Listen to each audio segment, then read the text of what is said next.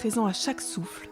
Il nous guide, nous transporte, nous procure une émotion instantanée, nous bouleverse, nous traverse, nous submerge, nous apaise.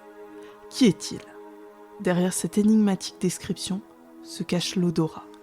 Propre à chaque être, l'odorat, par son puissant pouvoir, nous rappelle un être cher, un souvenir unique. Je suis Anne-Laure Johalan, hôte de ce podcast Sens Figuré. Depuis l'enfance et de manière indescriptible, j'ai ressenti intensément les émotions et les odeurs. Mon histoire personnelle est mêlée d'images, mais aussi d'odeurs, me rappelant mes origines, des galettes de ma grand-mère le mercredi midi, à l'odeur rassurante du figuier les soirs d'été. Passionnée par le pouvoir aux multiples facettes de l'olfaction et des fragrances, avec ce podcast, je pars à la découverte, avec vous, de cet univers fascinant qui recèle, à mes yeux, de nombreux mystères. Avec Sens Figuré, je vous emmène à la rencontre de ceux qui, enfants, ressentaient les odeurs avec une sensibilité exacerbée pour poser un doux regard sur le monde, qui ont osé, un jour, à la faveur d'une rencontre, d'un élan du cœur, d'un saut dans l'inconnu, dans l'irrationnel, dans l'imperceptible, tracer un sillage différent de celui qu'ils avaient imaginé jusqu'alors. Ils ont osé faire vibrer et réveiller ce qui était présent au plus profond de leur âme, convaincus que les senteurs pouvaient transformer leur vie et celle des autres. Avec Sens Figuré, je vous emmène avant tout à la rencontre de passionnés de parfums, de senteurs, de fragrances qui vous transporteront pour un voyage olfactif au cœur de vos émotions. Inspirez, sentez, ressentez et découvrez.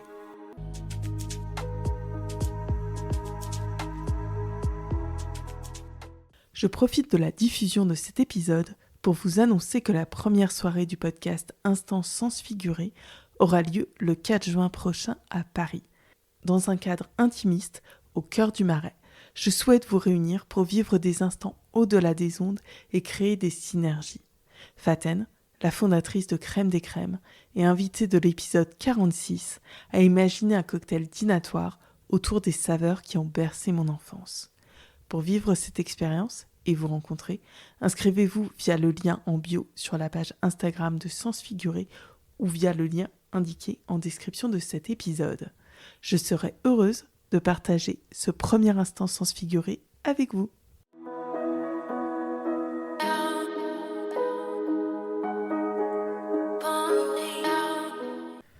Pour ce nouvel épisode, j'ai reçu à mon micro Philippe Juglar, président de l'Agence pour la valorisation des produits agricoles, avec une interview dédiée au café et aux huiles. Nous y retraçons le parcours du grain de café, de l'arbre à la tasse, afin de vous faire découvrir l'univers souvent méconnu de cette boisson, pourtant si consommée en France. Nous abordons ensuite le thème des huiles, avec la valorisation du travail des producteurs et une mise en lumière de saveurs plus insolites, comme les huiles de pépins de courge ou de camélia. Au terme de cet épisode, j'espère que vous porterez un regard nouveau sur votre prochaine tasse de café et que vous aurez l'occasion de tester la recette de vinaigrette originale proposée en fin d'épisode. Bonne écoute! Bonjour Philippe. Bonjour. Je vais vous poser ma traditionnelle question. Si vous deviez vous décrire par une odeur, par une huile ou par un café, quel serait-il, quelle serait-elle et pourquoi ? Alors écoutez, si j'étais un café, je serais un café de Colombie, parce que c'est un superbe café, suave, délicat, acidulé comme je l'aime, et puis parce que j'aime la Colombie. J'ai beaucoup travaillé avec la Colombie, avec des Colombiens, où j'ai trouvé des gens extraordinaires. Et donc, si j'ai quelque chose à partager avec vous, c'est cet amour de la Colombie qui a été un pays important dans ma vie, on va y revenir certainement. Et pour une huile, je choisirais une huile de Grèce et même une huile de calcidique du nord de la Grèce, parce que j'ai découvert l'huile d'olive en Grèce, j'ai eu la chance d'y travailler. Et moi, je suis de Paris. À Paris, on ne boit pas d'huile d'olive. En tout cas, dans mon enfance, on n'en buvait pas. Et j'ai découvert l'huile d'olive dans cette magnifique région du monde, peut-être le cœur de l'huile d'olive en Europe. Et donc, je vous proposerai de déguster une huile d'olive avec un peu de feta, peut-être le long d'une plage. Ah, ça donne envie. À la fois, on part en Colombie et en Grèce. Donc, nous voyageons beaucoup. Et justement, vous évoquez le café et l'huile. Vous évoquez aussi vos origines, parisiennes. Êtes-vous tombé, dans le café, dans l'huile, dans le chocolat ou dans le thé dès l'enfance? Absolument pas. Moi, je suis de formation d'une école de commerce, et j'ai eu l'opportunité, au milieu des années 80, de reprendre une entreprise, qui était dans le négoce international, parce que je savais que je voulais travailler à l'international, ça, c'était une certitude. Et cette entreprise avait dans son portefeuille un contrat avec l'Association des producteurs de café de Colombie, et c'est comme ça que j'ai débarqué, dans le café, dans la Colombie, et que j'ai appris, d'une période absolument extraordinaire de ma vie, le négoce du café, les bourses de café, les termes de l'échange, l'arbitrage en bourse, mais aussi, les marchés, où est-ce qu'on vendait le café, et cetera. Ceci m'amène grosso modo jusqu'à la fin des années 80 où il y a une rupture de l'accord international, ce qui remet, tout ce que j'avais fait depuis 4 ans en cause. Et là, j'ai la chance d'avoir créé des amitiés avec mes partenaires colombiens qui me disent: «Tu restes avec nous quels que soient les aléas du marché et ensemble, nous allons faire du marketing». Et j'ai eu le plaisir de développer l'appellation Café de Colombie, de transformer ce qui est une matière première, une commodité, comme on dit en anglais, en un produit, reconnu et recherché par les consommateurs pour lui donner une valeur de marché, qui, aujourd'hui encore, fait partie de mon entre guillemets «mon fonds de commerce». Comment transformer une matière première en un produit reconnu par le consommateur avec une valeur ajoutée? Effectivement, c'est une très belle mission. On reviendra justement sur cette mission ensuite. Donc c'est un parcours finalement qui a été fait de détours, de bifurcations aussi, Absolument, d'opportunités, d'amitié, c'est ça qui est merveilleux dans une carrière professionnelle. C'est le principal intérêt de travailler, en dehors des aspects financiers, donc il ne faut pas oublier, c'est les rencontres que l'on peut faire ouais, avec des gens improbables dans la mesure où on n'aurait aucune chance de les rencontrer si on n'avait pas le cadre du travail. On oui. se voit aujourd'hui derrière un micro et ça va être l'opportunité de se connaître et de se découvrir. Exactement et d'en savoir plus également sur votre parcours et sur l'agence de valorisation des produits agricoles, sur laquelle on reviendra après. Aujourd'hui, j'ai choisi de focaliser mon interview sur le café et sur les huiles. On va commencer tout d'abord par le café, que les Français consomment. Nous ne sommes pas les plus gros consommateurs de café en Europe. Ce sont les pays du Nord qui sont les plus gros consommateurs. En revanche, nous en buvons largement et notamment le matin ou durant la journée, mais nous pouvons les boire un peu de manière machinale, de manière un peu systématique, le petit noir que l'on enfile avant de partir rapidement au travail.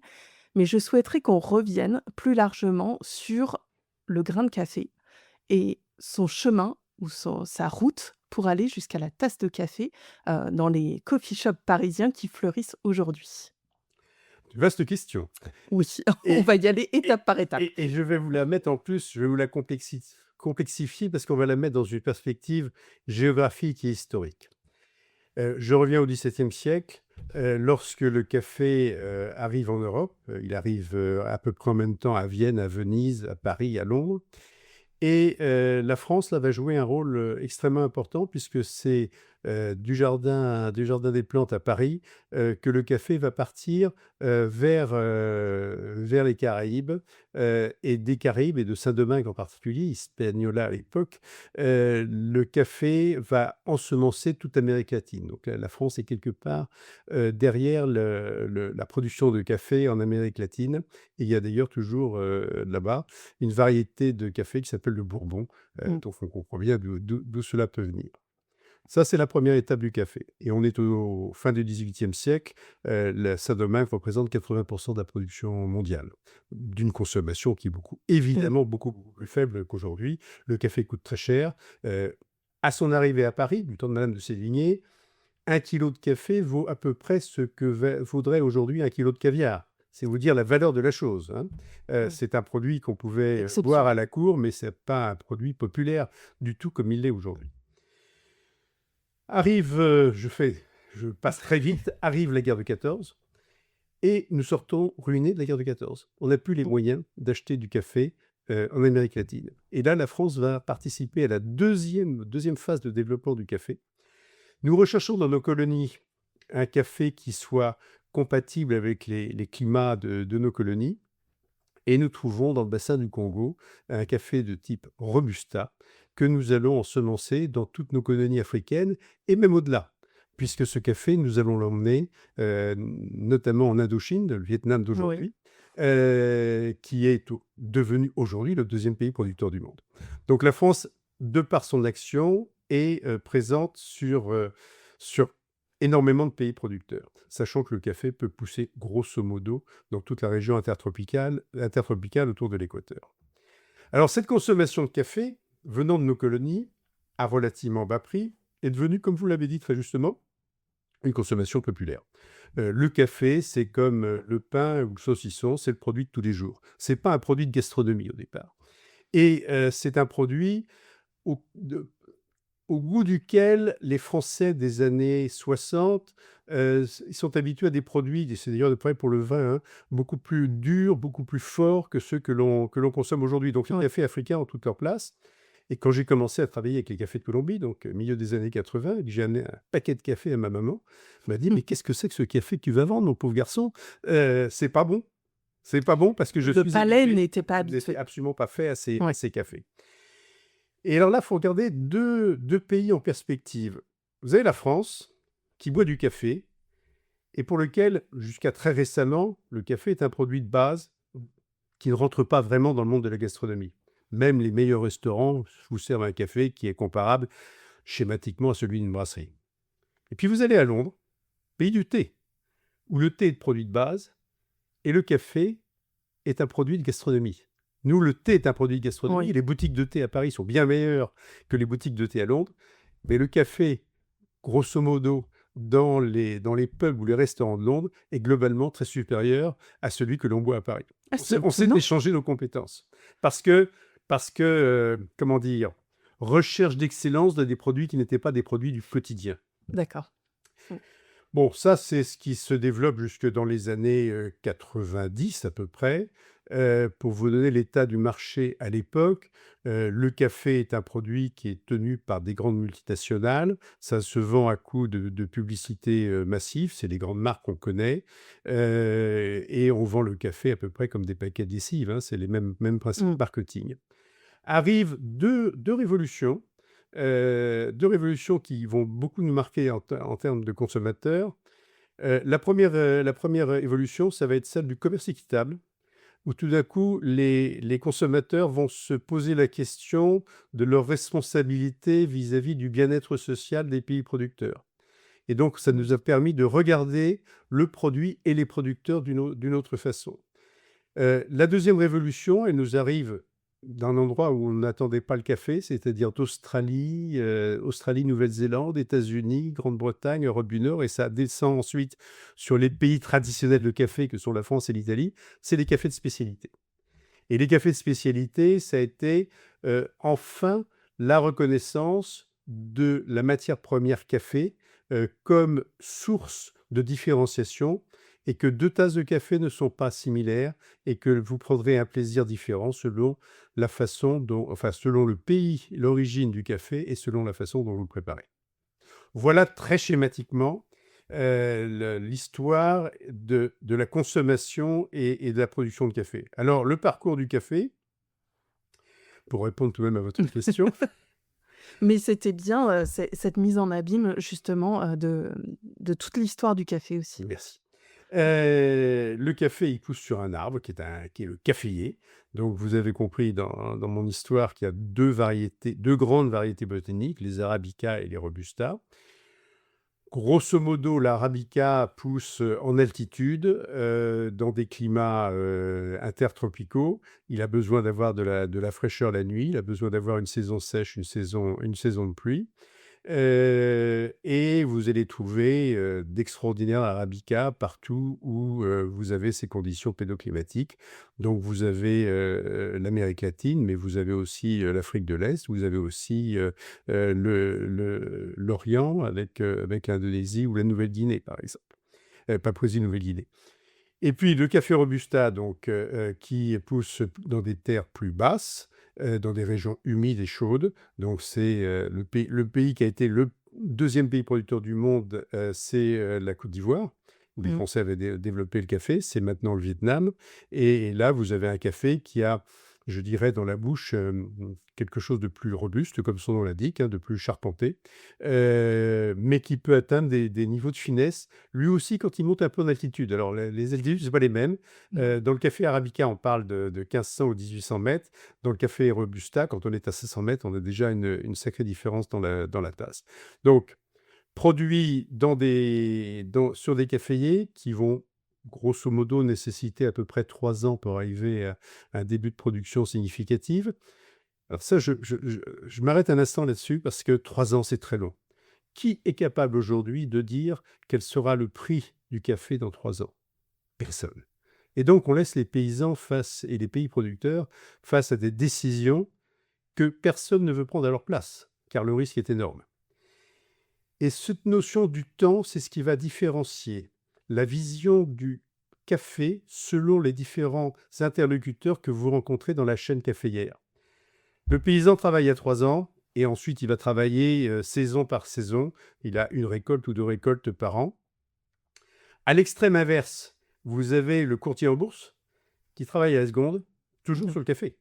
Et lui, il regarde les évolutions du cours du café, sinon seconde par seconde, au moins jour par jour. La Et temporalité est très différente. temporalité totalement différente. Entre les deux, vous avez le torréfacteur qui travaille grosso modo à 6 mois parce qu'il faut qu'il gère ses stocks, etc. Le distributeur qui travaille 3 mois. Donc chacun travaille à peu près sur des notions de temps complètement différentes.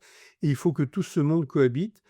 Et ce monde cohabite avec un acteur qui est important, qui est le négociant, la bourse, qui sont ceux qui vont permettre la rencontre des intérêts contradictoires et un certain lissage du marché. C'est eux qui vont subir, mais c'est vrai pour toutes les matières premières, hein, les aléas du marché et essayer de prendre en compte les projections futures pour des marchés futurs qui vont être cotés principalement à New York et à Londres. Voilà très schématiquement. Donc, j'ai mes producteurs. Depuis les pays producteurs, il va falloir prévoir et organiser l'exportation. Là, vous avez 2 grands schémas.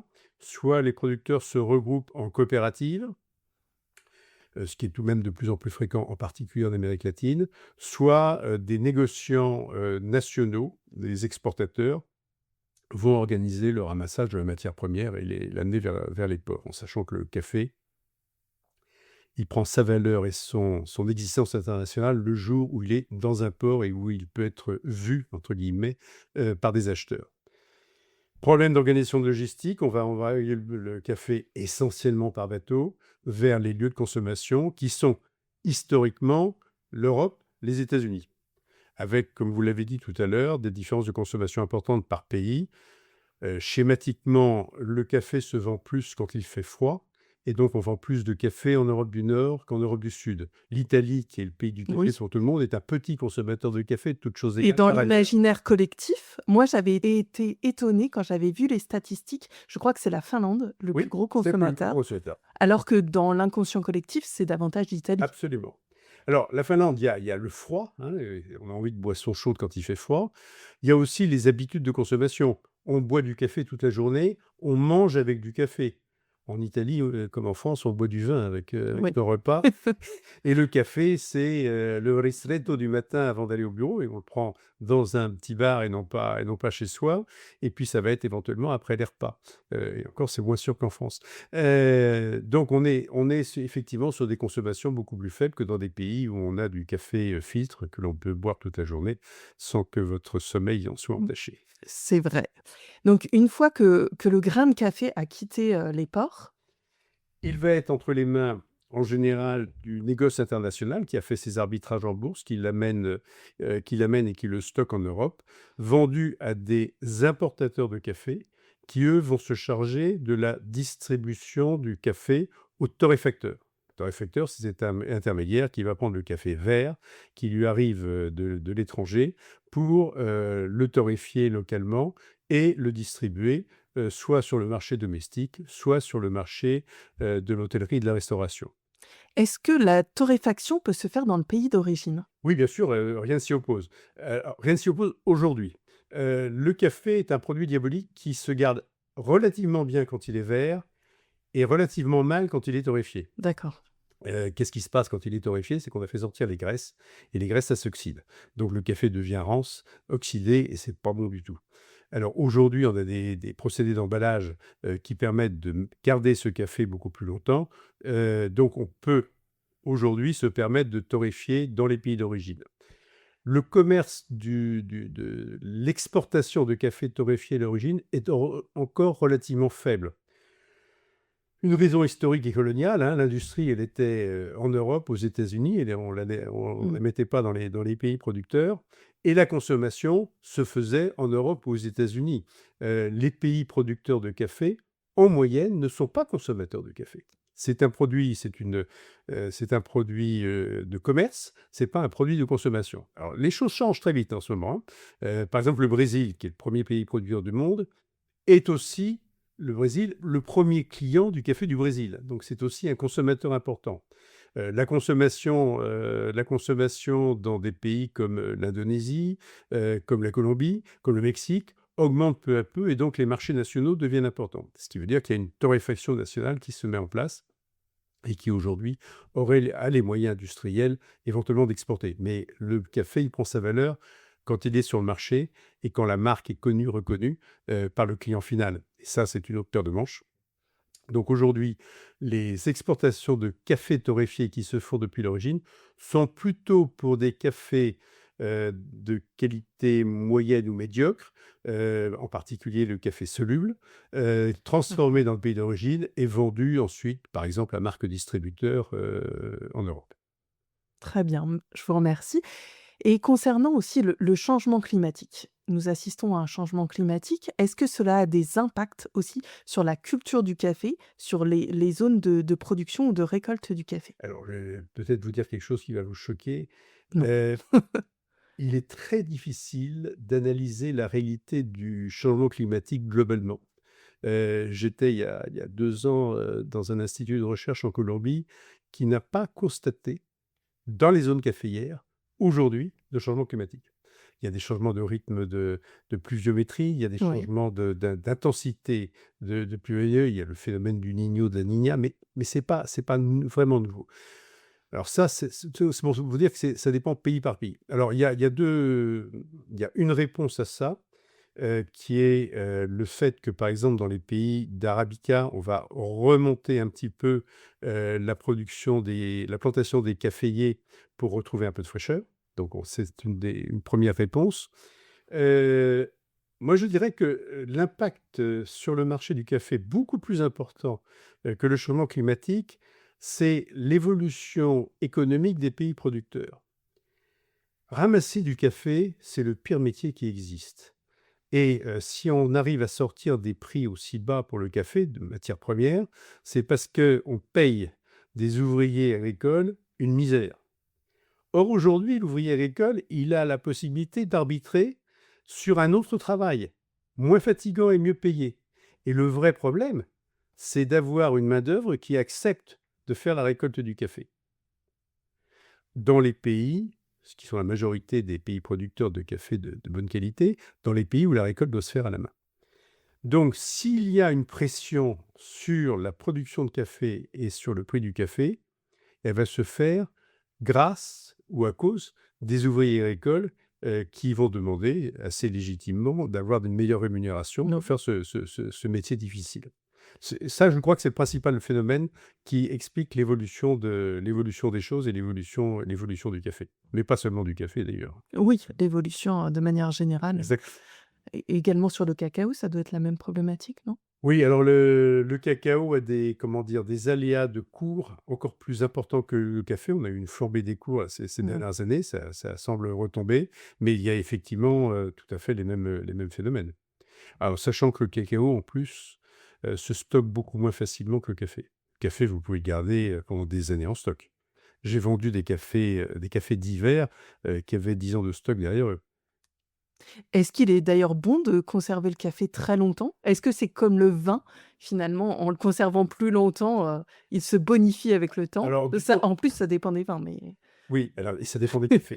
Et ça dépend et ça on dépend va faire des réponses de Normands, Et mais ça dépend de la cons des conditions de conservation. oui. Ce que l'on sait, c'est que le café après la récolte, perd très rapidement son intensité, sa jeunesse, et il s'arrondit.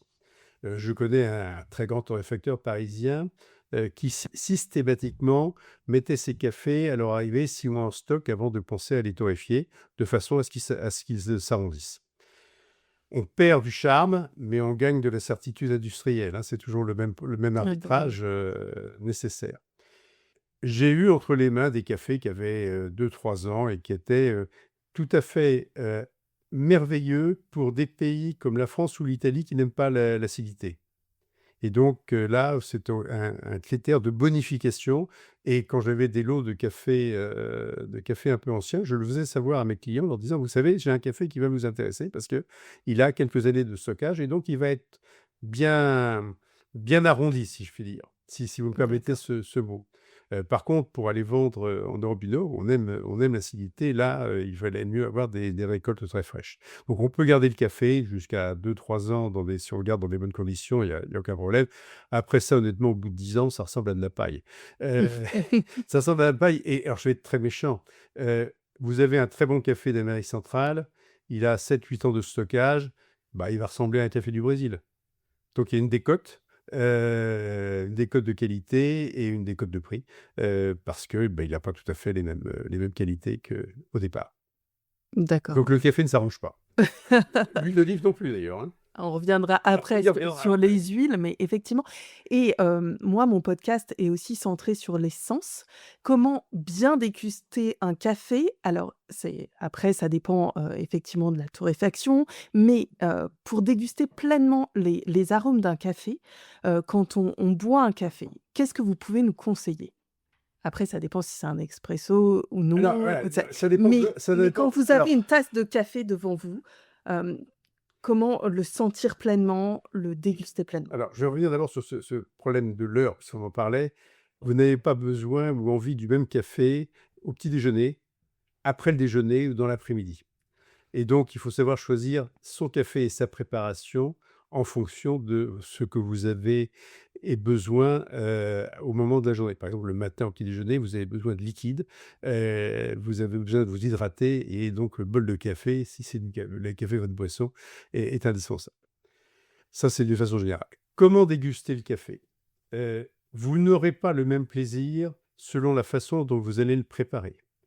Je pense que si vous voulez découvrir la plénitude des Oui. arômes du café, moi, la méthode que je recommande toujours, c'est, la cafetière à piston, la française, vous savez, où on met, le café et on le met en suspension avec de l'eau chaude, et pour ne pas avoir de café dans la tasse, on a le Mmh. piston qui bloque le marc, au fond. Cette infusion lente du café, lente et douce, est ce qui permet de développer le plus d'arômes, en particulier pour les cafés les plus fins.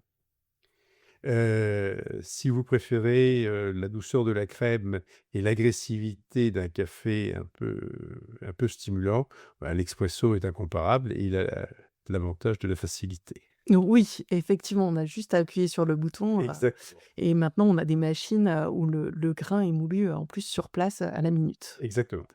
Et effectivement, on peut le sentir aussi avant de le déguster pour, Alors, je crois que vous travaillez sur l'olfaction, oui.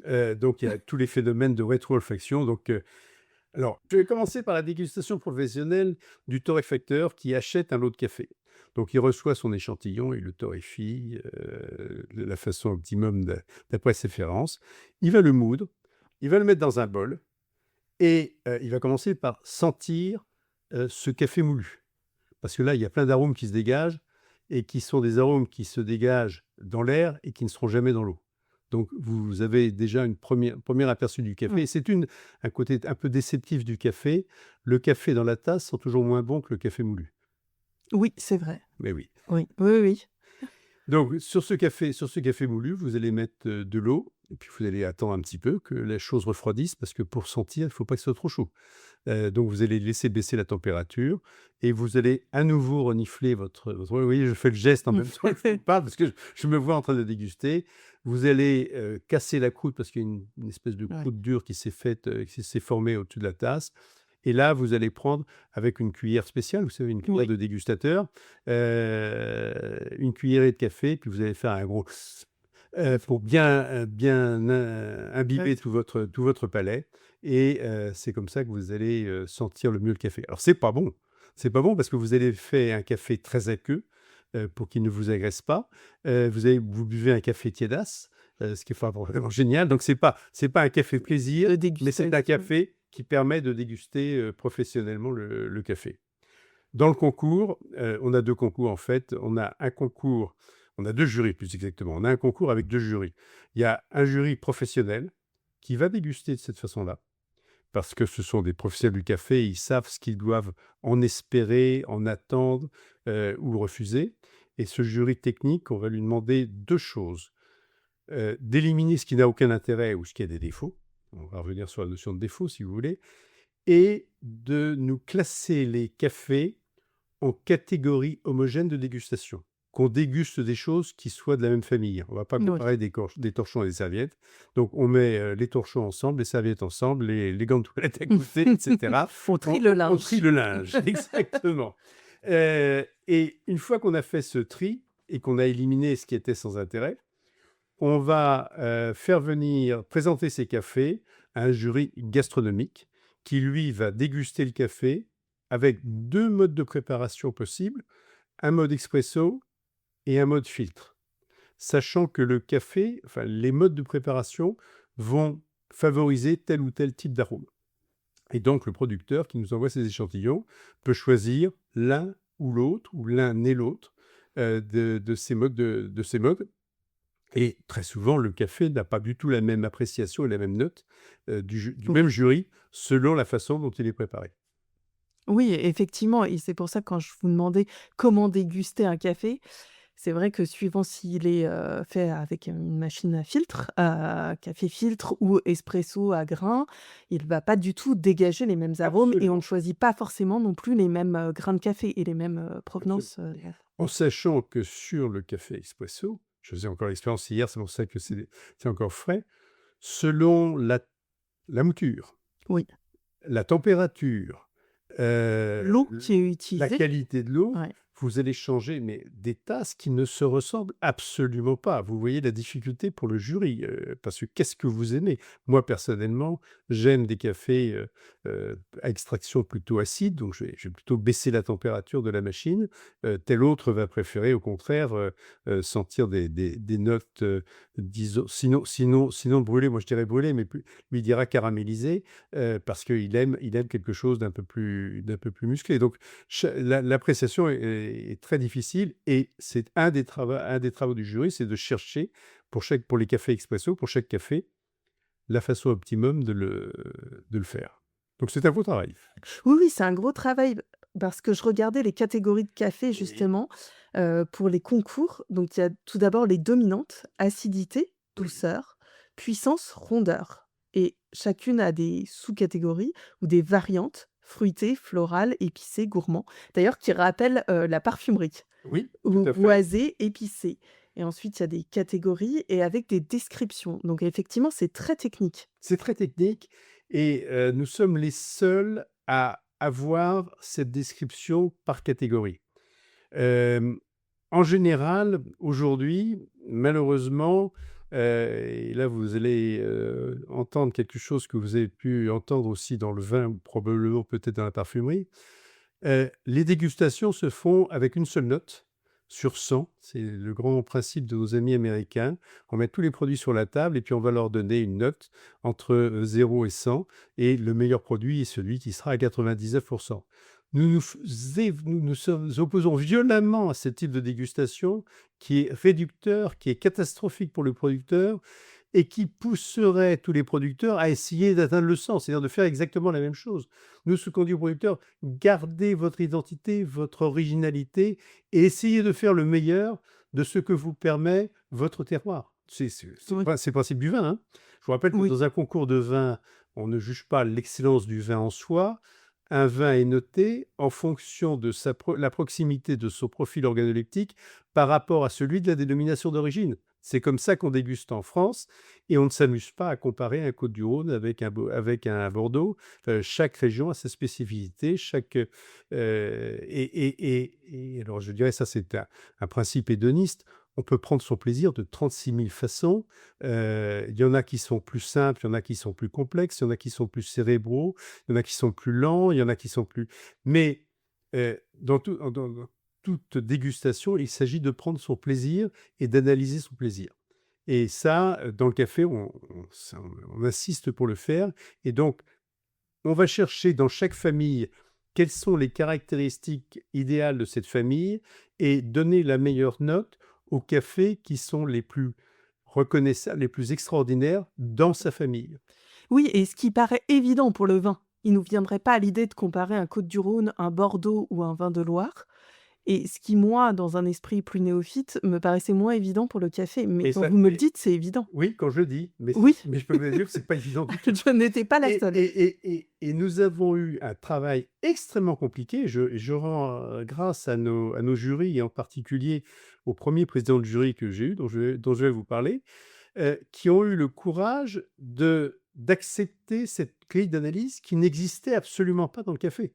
Nous avons décidé avec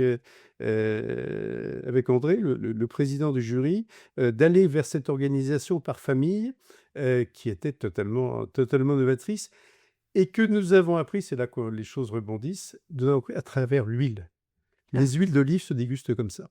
Et les huiles d'olive, classiquement, et ça c'est des catégories reconnues par tout le monde, s'analysent par catégorie et c'est dans chaque catégorie que l'on va donner des médailles par catégorie. Là, on fait la même chose dans le café et nous sommes en train d'essayer de faire la même chose dans le chocolat. C'est encore une autre difficulté parce que là, la recette, le pourcentage de cacao dessus, etc., peut faire varier considérablement les goûts. Mais je crois que c'est notre culture française et je voudrais pas passer pour un vieux con franchouillard, mais je pense que ça fait partie des éléments culturels que nous ne pouvons pas laisser tomber. Et quand le monde du café passe entre les mains des anglo-saxons, ben, ils dégustent à l'anglo-saxonne. Et quand on sait que quand les anglo-saxons viennent déguster notre vin, eh ben, c'est un appauvrissement de notre terroir qui ouais. s'impose, malheureusement. Donc, aidons les producteurs et gardons ces familles de produits. Et je vous remercie pour cette transition que vous avez fait tout seul, puisque vous avez évoqué les huiles. Maintenant, on va passer aux huiles. Vous sélectionnez aussi des huiles dans le cadre de la VPA. Alors, si les huiles d'olive sont des huiles auxquelles on pense spontanément, de colza aussi, vous mettez aussi en lumière d'autres huiles. Et j'aimerais qu'on aborde d'autres huiles plus originales, notamment l'huile de camélia que j'ai pu voir dans les concours, l'huile de chanvre, d'abricot, d'amarante, de chardon-marie. Est-ce que vous pouvez nous parler de ces huiles un peu plus originales que l'on connaît moins dans le grand public en France? Alors, pratiquement toute graine végétale contient des huiles, hein. On peut faire de l'huile avec des pépins de tomates, et on aura de l'huile de pépins de tomates. On va presser ces graines pour autant que le résultat soit intéressant et pour autant qu'il soit économiquement acceptable. Par exemple, pour revenir sur le café, en pressant des grains de café, on sort de l'huile. Mais on sort quelques centilitres pour quelques tonnes de café. Donc, c'est pas très rentable de Oui, faire de l'huile non, de café. c'est pas un modèle C'est économique. pas vraiment un modèle économique. En général, les huiles de graines venaient de régions où il y avait une production, par exemple de noix, hein, la noix du Mmh. Périgord ou la noix du côté de Grenoble. Il y avait des noix et de façon assez classique, les noix les moins bonnes, on les gardait à part et on allait les presser pour faire de l'huile. Et on avait des huiles un petit peu médiocres, mais elles n'étaient pas chères, on l'avait sous la main et ça permettait d'utiliser les noix qu'on ne saurait pas utiliser autrement. Alors ça, je dirais, c'est l'histoire. Aujourd'hui, les huiles originales, elles ont leur place sur le marché, éventuellement pour des raisons cosmétiques, car Mmh. c'est le meilleur marché. L'huile d'argan, que vous Oui. connaissez certainement, c'est d'abord une huile qui a trouvé sa valeur parce qu'on a fait des produits cosmétiques à base de l'huile d'argan. Et un produit agricole trouve une valeur très supérieure quand il est transformé en produit cosmétique plutôt qu'en produit alimentaire. Donc ça On pourrait trouver une voie pour le café, justement, peut-être avec de peut-être, mais la par cosmétique. exemple, actuellement, je réfléchis, là, j'ai des amis sur l'huile de coton Imaginez une crème de nuit à base d'huile de coton, ça fait rêver, hein. Enfin, je veux dire, on Ah sent là, forcément on bien, voit que là. vous avez fait du marketing, là. Absolument.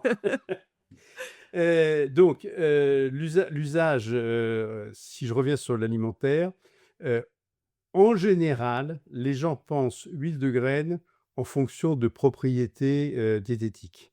Oui, Avec telle huile, je vais, on nous vante des bienfaits et des mérites insoupçonnés. voilà, exactement. Qui sont toujours difficiles à prouver, difficiles d'ailleurs à décrire. Donc nous, c'est pas du tout la partie qui nous intéresse. Nous sommes purement hédonistes et donc nous proposons aux producteurs d'huile vierge, pour qu'elle garde son arôme et son goût, de venir au concours et on va le mettre, on va les faire déguster par notre jury de chefs, qui vont, analyser l'intérêt, de ces différentes huiles et leur donner une médaille si elles le méritent. Alors, quelles sont les huiles intéressantes? Je dirais toutes les huiles sont Oui, intéressantes. ça dépend des utilisations, ça Ça dépend des dépend des recettes. utilisations exactement, du support sur lequel, vous allez le mettre. Ce qui est le plus intéressant pour moi, c'est, l'impact que ça a sur l'agriculteur, sur le producteur du produit, Vous aviez évoqué une anecdote par rapport à l'huile de colza. de tournesol. De tournesol, De tournesol. c'était ça, en C'était région en parisienne. région parisienne. Je me retrouve un jour donc dans ce concours des huiles, à côté d'un producteur d'une huile vierge de tournesol qui était un fermier de la région parisienne. Alors vous imaginez une ferme en région parisienne, hein, c'est plusieurs centaines d'hectares, et des productions de masse et un jour ce monsieur qui en avait les moyens s'est amusé à se payer une petite presse pour faire son huile vierge de tournesol et puis il m'a dit: «Vous savez, depuis que je bois mon champ, je ne le regarde plus de la même façon». C'est-à-dire que je ne peux plus me permettre de mettre les mêmes intrants puisque je vais les consommer. Je ne peux plus me permettre de me contenter de simples paramètres physico-chimiques, hein, sur le degré d'humidité et cetera. Je vais tout d'un coup regarder le degré de maturité idéal, voir l'ensoleillement de telle ou telle parcelle par rapport à l'huile que je vais presser et alors ça, c'est vrai pour tous les produits, hein. C'est une des raisons pour laquelle, en Europe, la transformation des produits se fait à côté du paysan ou de l'agriculteur, de façon à ce qu'il soit conscient de l'évolution et qu'il puisse goûter son champ. Alors maintenant, quelles sont les huiles que j'aime? Elles sont toutes intéressantes, mais et encore une fois, c'est comme vous le disiez à l'instant, ça dépend de l'usage que vous allez en faire. Mais c'est vrai aussi pour l'huile d'olive, hein. Oui, oui, oui. Si vous faites une mayonnaise, prenez surtout une huile qui a pas trop de goût parce que sinon vous allez avoir un paquet d'amertume dans votre bol de mayonnaise et ça sera pas très bon. Et par exemple, qu'est-ce que vous pourriez nous conseiller comme, huile pour une mayonnaise réussie? Ou pour une mayonnaise qui sorte un peu de l'ordinaire? Alors, dans un produit alimentaire, vous jouez bien sûr sur le goût, sur la texture et sur la couleur. Oui, moi j'en ai vu une verte la semaine dernière, Voilà. lors de l'inauguration. Donc nous nous sommes amusés à faire, par exemple, une mayonnaise avec de l'huile d'avocat qui nous a donné une mayonnaise extrêmement, vert clair. Puis à côté, il y avait une vert kaki, vert Oui, foncé. oui, Ça, c'est de l'huile de pépins de courge. elle était extraordinaire cette Elle était mayonnaise. extraordinaire et l'huile de pépins de courge qui est alors que l'huile de pépins de courge, c'est quelque chose qui est dans la culture de l'Europe centrale et de la Russie, hein. On connaît la courge et on utilise les graines, on en fait de l'huile, largement consommée. Ici, en Europe de l'Ouest, c'est un Non, produit totalement inconnu. Eh bien, faites, une purée de pois cassés et mettez un peu de purée d'huile de pépins de courge sur votre purée et vous aurez un ensemble tout à fait extraordinaire. c'est très original. Merci pour la recette, parce qu'effectivement, c'est une huile qu'on connaît très peu. Très mal. Mais visuellement, elle était, très originale. C'était, original de voir cette mayonnaise, vert, kaki Oui, finalement. Oui, on peut le dire. vert bouse de vache, il faut le dire. Je ne l'avais pas dit comme ça, j'ai dit vert kaki et c'est vrai, même gustativement, elle était extrêmement intéressante avec une complexité aromatique également. Absolument, très riche. Qu'est-ce qu'on avait fait? On avait fait une mayonnaise d'huile de palme. Oui, Là, on avait joué la couleur, hein, ça fait une mayonnaise rouge. oui. C'est magnifique. Je suis pas sûr que sur le plan gastronomique, ça soit aussi passionnant que ça, mais enfin, ça dépend de ce que vous mettez à côté et puis, ça vaut bien ketchup, hein. Heu, rouge pour rouge. Bon, on avait fait une mayonnaise, d'huile de camélia aussi, Oui, très jaune et très douce et très agréable. Voilà, donc tout est ouvert, hein, en matière de dégustation d'huile, mais c'est étonnant, de découvrir ces huiles qu'on connaît peu en France finalement. On a bah, c'est la difficulté de ces huiles, c'est que en général, elles s'oxydent assez vite et donc si vous avez des bouteilles trop importantes, alors déjà, vous allez encombrer le placard de votre cuisine parce que vous allez avoir 6 ou 7 huiles. Ça, c'est ce que ma femme me reproche régulièrement. Et puis ensuite, si vous ne les consommez pas rapidement, elles vont s'oxyder, elles vont perdre leur charme. L'huile de noix, par exemple, est une huile qui s'oxyde extrêmement vite, donc il faut la garder au réfrigérateur.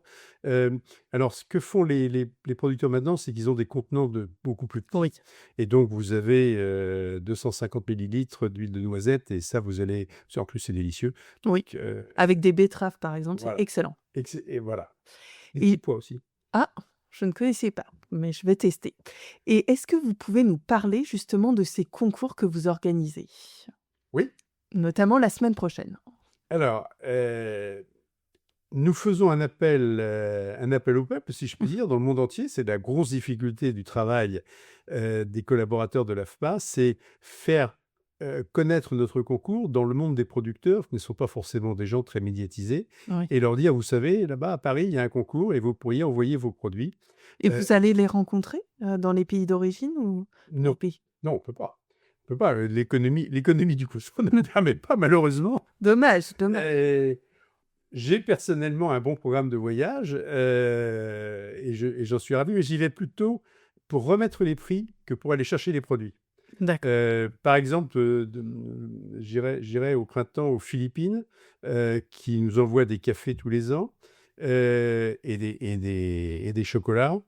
Et je suis certain dans ce qu'ils vont nous envoyer, il y aura certainement des produits qui auront été primés parce que c'est un pays qui fait d'excellentes productions. Donc on va se faire connaître et on est connu dans les pays producteurs de façon relativement bonne, même si on n'est pas évidemment connu partout. Et c'est spontanément que les producteurs vont nous envoyer leurs produits pour se faire déguster à Paris. Alors pourquoi payent? Parce que c'est eux qui payent hein, Oui. leur dégustation. Pourquoi payent-ils? Je crois que la première raison, c'est pour se jauger par rapport à la concurrence internationale. Dans ma catégorie, où est-ce que je me situe? Milieu, bas, haut. Tous les producteurs sont persuadés d'avoir le meilleur produit du monde. C'est normal, c'est leur orgueil, c'est leur fierté. Et puis, c'est le produit qu'ils dégustent et donc qu'ils aiment.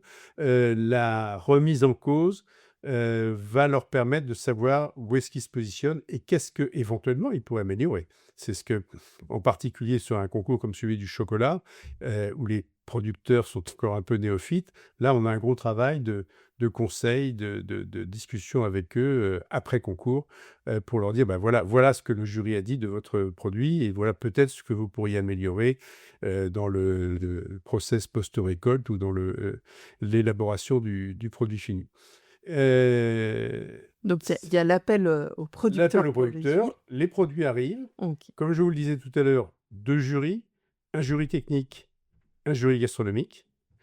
Et de ces 2 jurys vont sortir des récompenses, des médailles et nous octroyons aux producteurs médaillés l'autorisation d'utiliser cette médaille sur leur emballage pour les produits qu'ils vont commercialiser avec un droit de contrôle, qui est si par malheur, ils commercialisaient un produit avec la médaille qui n'était pas suffisamment proche, non pas Mmh. l'identité parce que c'est des produits agronomiques donc c'est jamais totalement identique, mais ça Mmh. doit être très proche du produit qui a reçu la médaille, on aurait le droit de lui retirer le droit d'usage de la médaille. Oui, effectivement. Oui. Oui, parce que ce sont des médailles qui sont attribuées annuellement. Annuellement, en fonction de la récolte de l'année. Oui. Donc ils ne peuvent pas réutiliser les années d'après. Alors si, c'est un peu comme la médaille du concours agricole, mais il y a l'année dessus. Donc la récolte de 2026, non 2025 cette année, a été médaillée. Si jamais ils le mettent sur la récolte suivante, il faudra bien qu'ils mettent 2025. Donc c'est la récolte de l'année d'avant. D'accord. Et le jury, comment, il déguste les huiles, justement?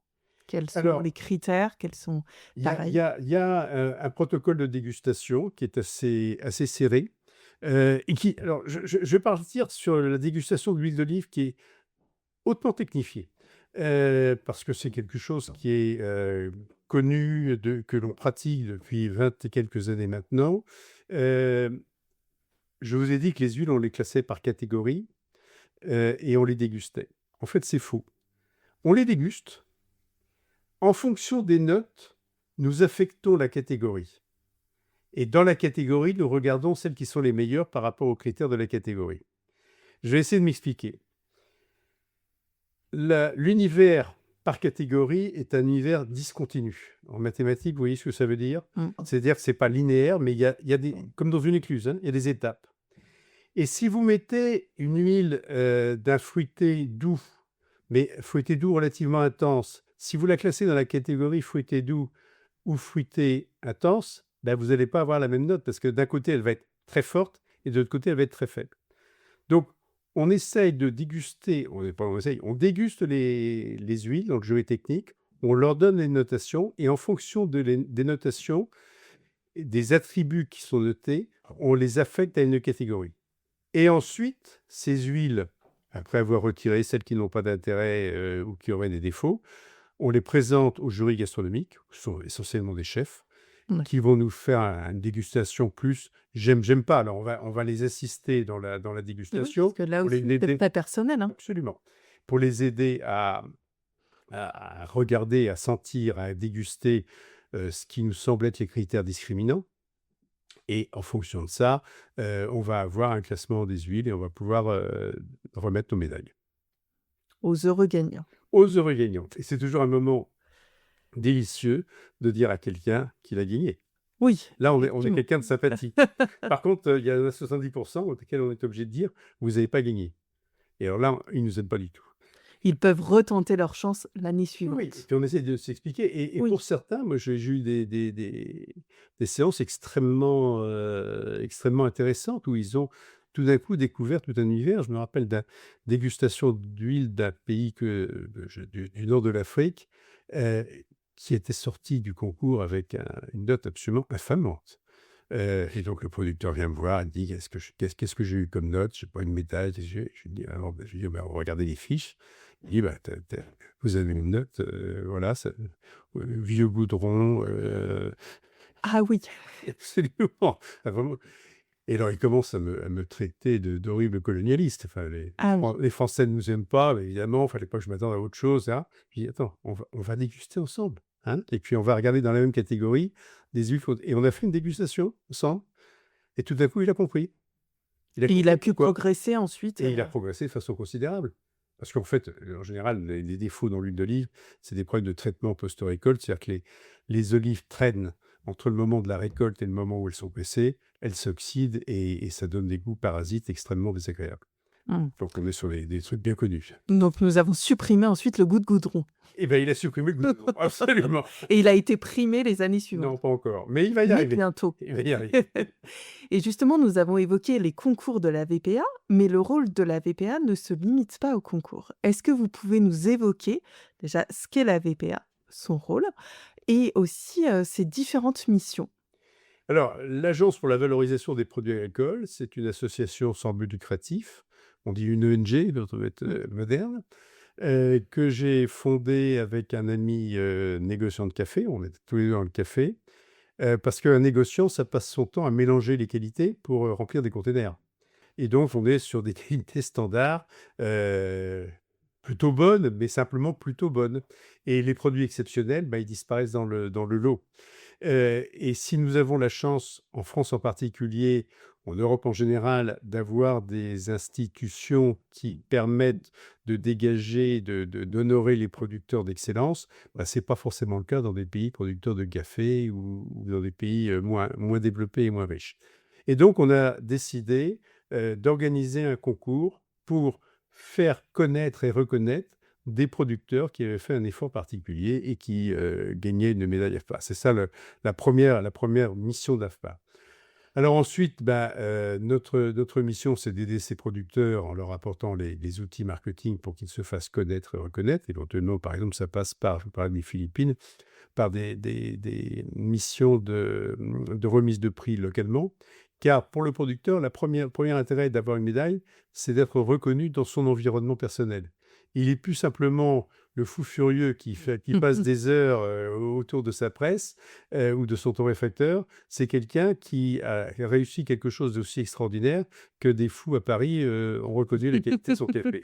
Donc, entre fous, quoi. Entre fous, on se connaît. Oui. Entre fous, on se connaît, mais Vous savez, nul n'est prophète dans son pays, et le fait que des étrangers d'un pays qui est réputé pour sa gastronomie viennent remettre une distinction au producteur local, ça donne au producteur local une assise extrêmement importante. Derrière ça, il y a, vous l'avez compris, il y a un travail éventuellement d'éducation, de formation dans les pays producteurs, auprès des consommateurs aussi, parce que notre boulot, c'est aussi de faire en sorte que les consommateurs soient un peu moins consommateurs, Oui, je vais dire. Oui, hein, oui, oui. et un peu plus dégustateurs. Donc on essaye de passer ce message, avec les moyens limités, modestes que nous avons, auprès des consommateurs ou auprès des professionnels. Par exemple, là, nous travaillons à organiser des séances de dégustation avec le producteur présent derrière l'écran, dans son champ, pour nous faire visiter ses champs, et que l'on soit en train de déguster ici à Paris et lui, quelque part en Amérique latine, le même produit, et qu'on échange nos appréciations du dit produit. Comme c'est le cas aussi pour des dégustations de thé. Comme c'est le cas pour des dégustations de thé. Alors le thé, comme je vous le disais, c'est un produit qui est beaucoup plus élaboré en France. Donc, nous avons là la chance d'avoir tout un ensemble de professionnels, de propriétaires de boutiques, etc., très pointus, très connaisseurs, et qui sont effectivement, alors, d'une part, avides de connaître de nouveautés. Le Mmh. thé, c'est un marché, c'est un espace sans fin, que j'ai abordé avec beaucoup de timidité, parce que là, la connaissance, elle est là-bas, elle est en Asie, hein, quelque part Mmh. entre la Chine et le Japon. Et, et donc, nous avons ce milieu des boutiquiers de thé qui est très pointu et qui participe à la découverte du thé et à faire connaître les thés auprès de leur propre public. Donc, vous menez à la fois des jurys, des actions de formation et puis de sensibilisation ou d'évangélisation aussi. D'évangélisation, mais avec les moyens des 12 impôts du départ, hein. Et je vous invite aussi à découvrir, et à voir les actualités et les événements qui sont organisés sur le site de l'AVPA, également sur la page Instagram, sur laquelle les événements sont relayés. Moi, j'ai assisté à quelques événements et notamment, l'événement relatif au café, et au chocolat, de Côte d'Ivoire et qui était très intéressant aussi avec, à la fois, les producteurs, à la fois avec, aussi un chocolatier, avec, une femme qui travaillait dans le milieu du café et c'était passionnant aussi de voir à la fois les enjeux locaux et à la fois, les enjeux en France aussi pour distribuer, le café, et le chocolat en provenance de Côte d'Ivoire. Je vous remercie Philippe pour cet échange. Si vous deviez définir notre échange soit par un café, soit par une huile, quel serait-il? Quelle serait-elle et pourquoi? Alors, ce serait certainement une huile, parce que notre échange a été extrêmement fluide et extrêmement harmonieux. Je prendrais peut-être une huile de camélia pour son exotisme, et puis parce que c'est la dame aux camélias. Et une petite recette avec peut-être Philippe? Huile de camélia. Improvisée, comme ça. Oui, je veux bien. Oh, écoutez, non, elle passe partout, elle passe partout, elle fait une très belle vinaigrette. Huile de camélia café? C'est possible. Vous l'essaierez. Oui, oui, absolument. La vinaigrette au café, très intéressante. Une très belle recette que nous allons tester. Je vous remercie Philippe pour cet échange. Merci. Merci à vous. Cet épisode vous a plu? Je vous remercie sincèrement de l'avoir écouté. N'hésitez pas à en parler autour de vous et à me laisser 5 étoiles et un avis sur votre plateforme d'écoute. Vous souhaitez en savoir plus sur l'invité de cet épisode? Rendez-vous sur la page Instagram de Sens Figuré ou sur mon site internet Lisez, en lien en description de cet épisode. Ensemble, sentons pour que l'olfaction devienne la boussole puissante de nos intuitions sur les êtres que nous sommes et qui nous entourent.